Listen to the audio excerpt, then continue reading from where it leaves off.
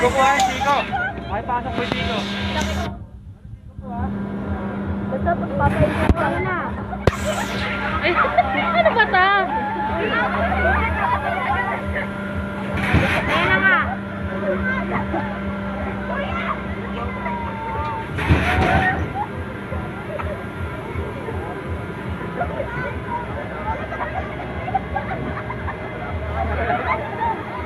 Ay, putik na. Hantag pa. Uy, uy, si kuya ko pansit. Hantag pa.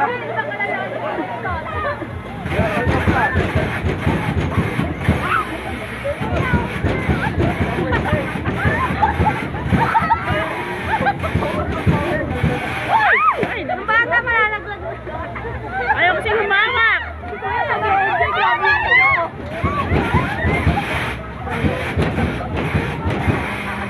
Kuya, wag mo lang paikutin ka dyan ang kag. Huwag ganun. Baka naman sa ating pagawin nyo, huwag ka magpipis ka dyan. Kaya lang ikot-ikot ka dyan. Siguro nagtatrabaho si Kuya mag-e-enjoy.